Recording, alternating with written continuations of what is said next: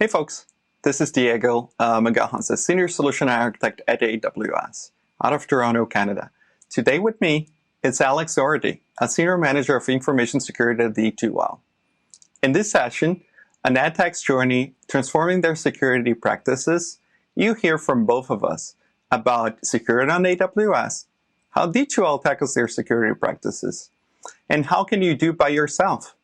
I hope you're having a great time watching us remotely. So let's get started. For today's agenda, we only have 30 minutes, and we'll cover what AWS offers for AdTechs, a review of security in the cloud, and key AWS security services. We'll have Alex to come and cover D2L's journey and D2L Security Focus solution. And lastly, we'll wrap with a recap and some resources for you. Now, starting with the cloud compute for education, you might wonder, when we talk about AWS, we don't focus on education right away. So I'll address this right now. AWS Global Education Businesses is divided into 4 different buckets: higher education, K-12, EdTech, which will be focus of today's presentation, and learning companies. Now, focusing on EdTechs, from an idea and beyond, even covering or passing their IPO stage, Amazon Web Services is the infrastructure standard for all education technology ecosystem. EdTech companies can start, grow, and optimize their solutions that help the students learn every day. AWS clouds match the technology flexibility and agility needed to experiment with the scale and to serve students globally and reliably. Also, managing or helping manage colleges and university operations. Now you might wonder, how's that linked with security? And the answer to that is everything. Before I jump into the shared responsibility model slide, I want you to examine with me some key benefits of using AWS from a security perspective, starting from security as the top of our priority. That is why we listen closely to our customers to offer both them a secured environment and innovative security services that satisfy the security and compliance needs of most risk-sensitive customers. Security at AWS starts with our core infrastructure, custom built for the cloud and designed to meet the most stringent secure requirements in the world. Our infrastructure is also monitored 24/7 to ensure our customers, like yourself, data's confidentiality, integrity, and also availability. As an AdTech and also a AWS customer, regardless of your size or investment, you inherited all the benefit of our experience, tested against restricted of third-party assurance frameworks.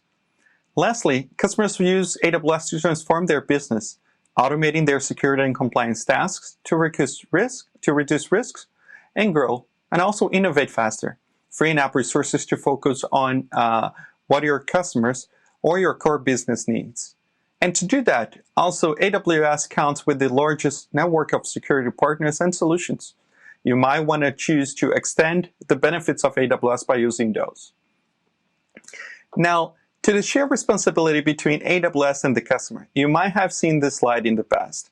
The shared responsibility model relieves you from the operational burden as AWS operates, manages, and controls the components from the host operating system and virtualization layer down to the physical security of the facilities in which the service operates.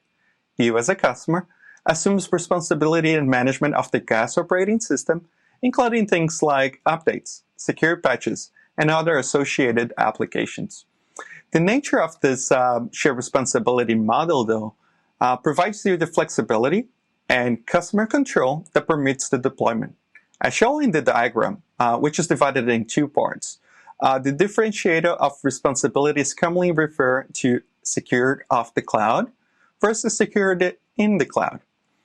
AWS is responsible for protecting the infrastructure that runs all the services offered in the AWS cloud. Thus, call it secured off the cloud. The customer responsibility will be determined by which AWS cloud services you select. This determines the amount of configuration that you must perform as part of your secure responsibilities.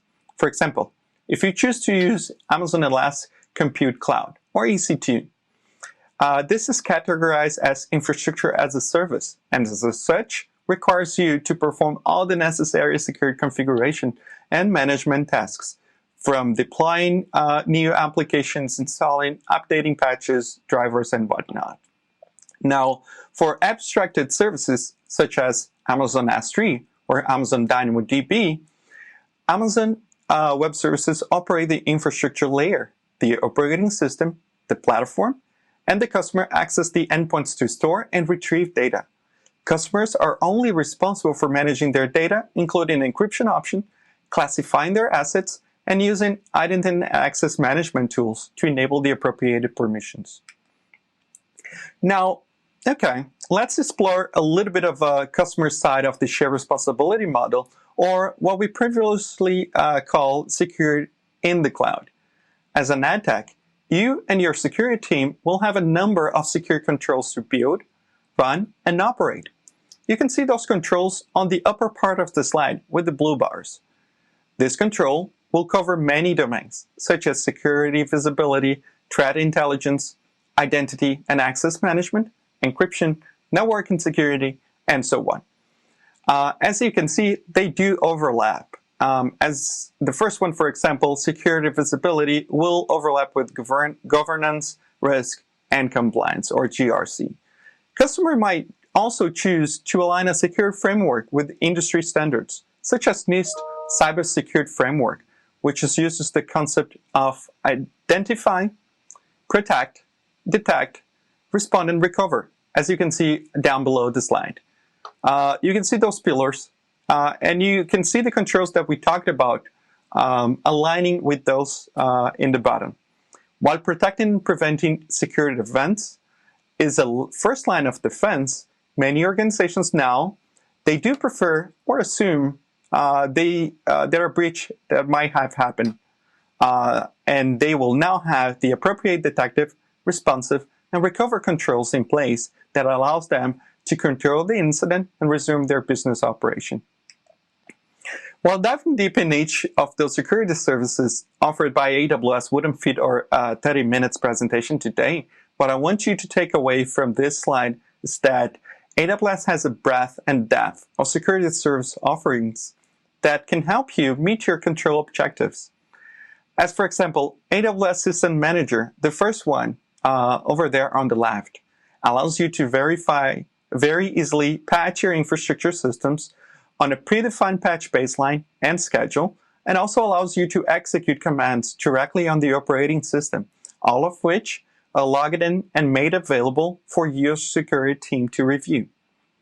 AWS also offers you protective controls and services like AWS Shield, a Managed Distributed Denial of Services or DDoS mitigation service, and AWS Web Application Firewall, or WAF, which is a firewall to protect your web applications against common attacks like cross-site scripting or SQL injection, for example.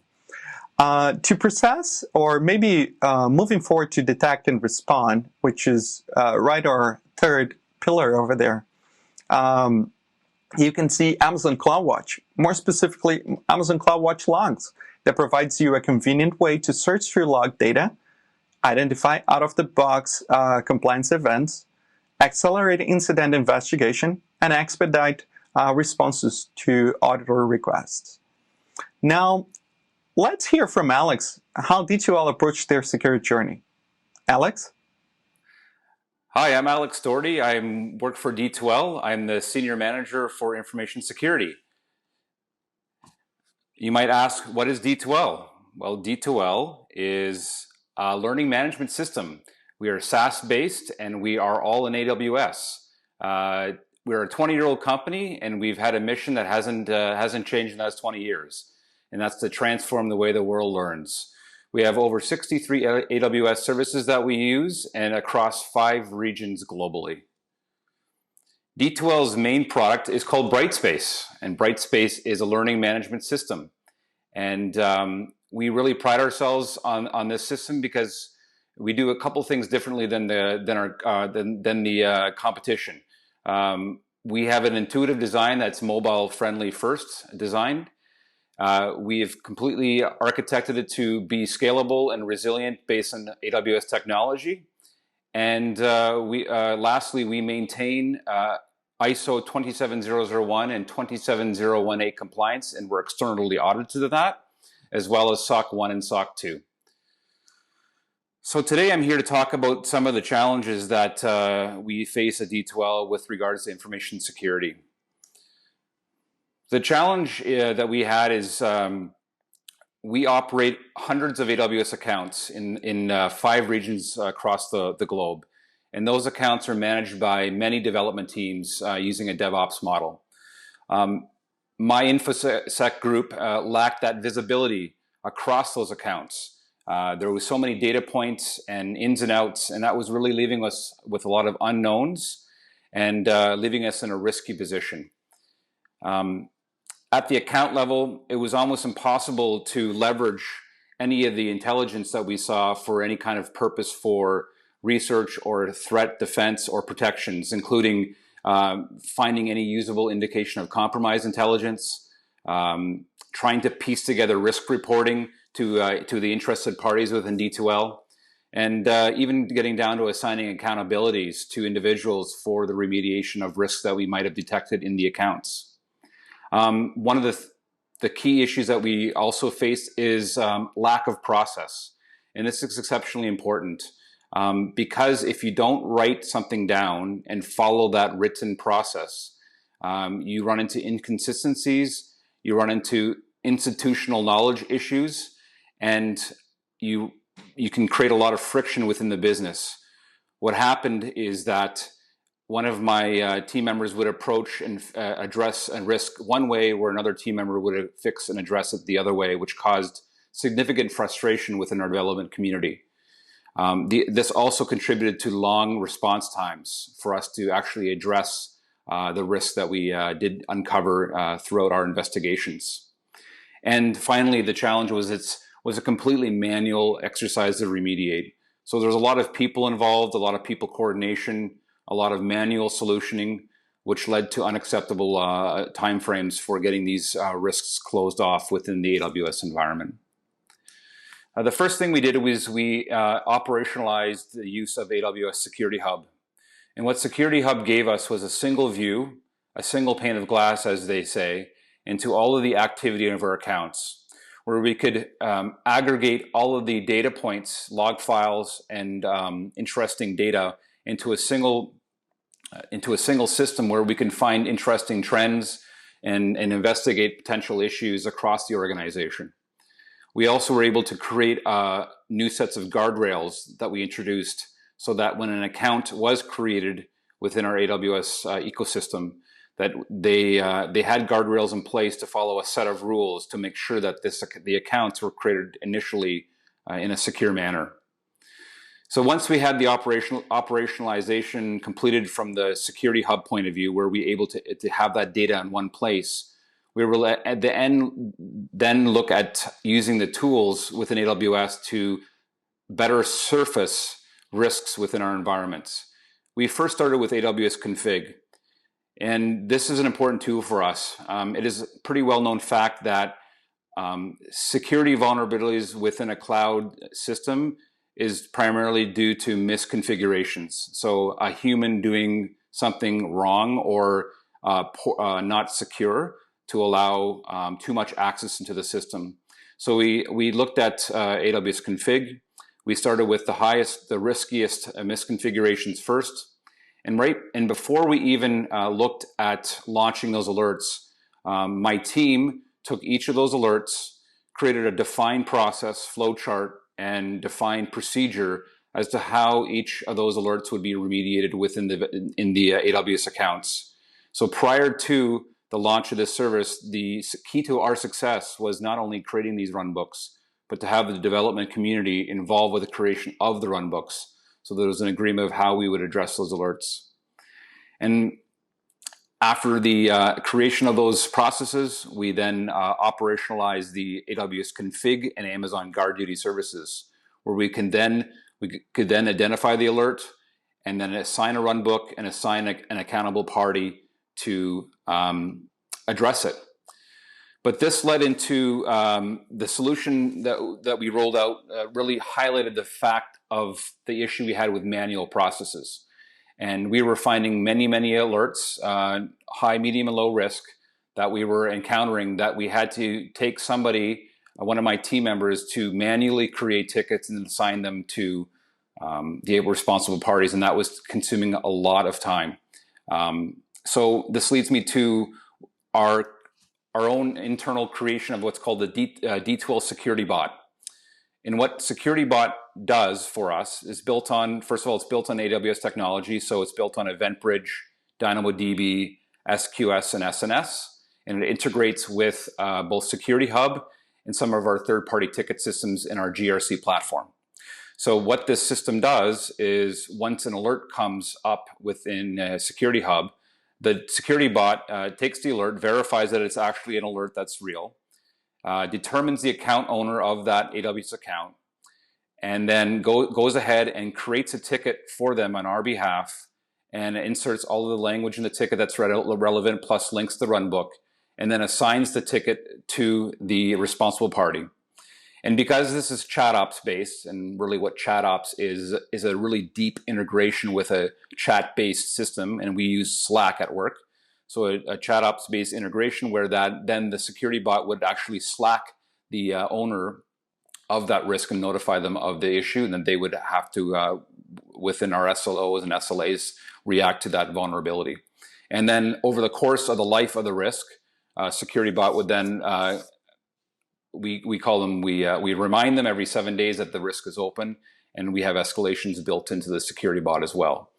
And then finally, once the dev team owner actually addresses the risk, we are able to then, security bot actually looks to verify the risk is actually closed, and closes on our behalf, and it inserts documentation both in our GRC platform, our governance, risk, and compliance platform, as well as our ticket systems. So this immediately gave us the ability to reassign the human that was spending about 200 hours over the course of a year logging tickets to more interesting work that really requires human eyes to be on. And this automation was only possible because we had a very clearly defined set of runbooks, processes, and procedures that we can then codify and automate with what gave us this distinct advantage. And with that codification, with that automation through Security Bot, the results were fantastic. Just some highlights of some of the results. The first one here is our time to first response. So we measured the time from the time the alert was created to a ticket was assigned to an accountable party. Before we started this engagement, it was about an average 1 week, and we got that down to less than 1 hour. That's a 99.99% improvement. That's fantastic. But the real crown jewel here is the mean time to repair, or the time it takes for the vulnerability to actually be addressed. And what we've built in with Security Bot is the auto remediation. So if a security bot sees a known vulnerability and a known risk, it'll actually fix it on behalf of the account owner and notify them that has been fixed.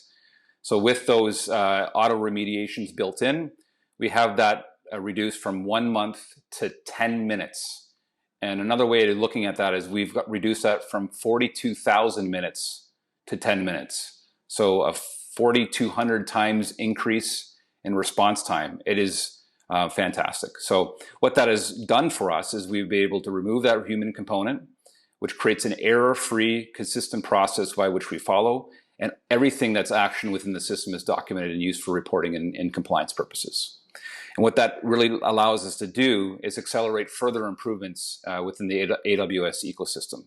For instance, using Control Tower, where we wanted to introduce that governance into accounts where a guardrail is great for setting up initial expectations, but the Control Tower senses that drift from the original guardrail and helps to correct that.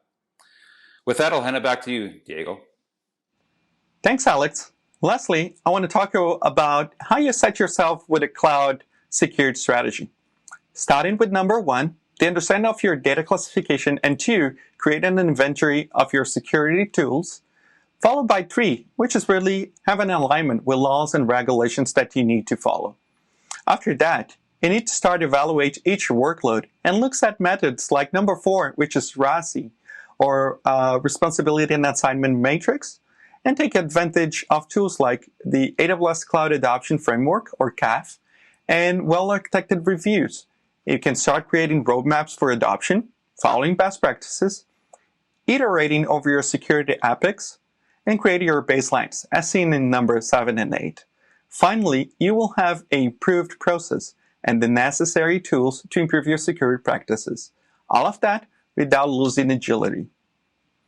Now, closing our conversation, I want you to understand how to operate with agility and control, all within the same time.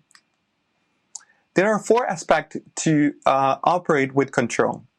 First, customers want to monitor and get visibility into how their resources and applications are being used and how they are performing. Followed by to make sure they know how that is auditable. Everything from how those resources are configured to which users are accessing them and what policies are being enforced.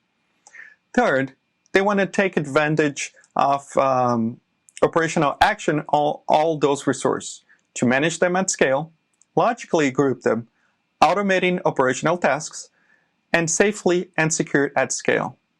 And of course, they want to continue to optimize and analyze to reduce costs, improve efficiency, and improve their security posture.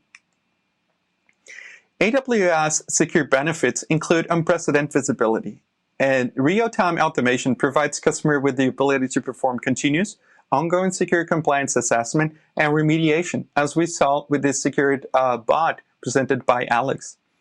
Having the visibility into who made that change from where in near real time allows your customers and yourself as an ad tech to detect misconfigurations and no compliances and respond quickly to prevent risks from materializing.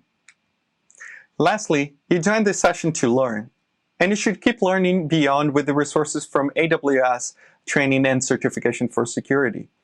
According to Global Knowledge, IT decision makers report having the most difficult time finding qualified cybersecurity talent. So training has never been more important. We offer more than 25 digital and classroom courses for you and your teams around security, identity, and compliance. You can also showcase your expertise by pursuing and achieve the AWS Certified Security Specialty certification. I want to thank you, and I hope you enjoyed this session. And I also want to thank Alex for presenting on behalf of D2L. You should have now all the tools that you need to start your transformation of security practices after today's session. Don't forget to complete the survey. Thank you.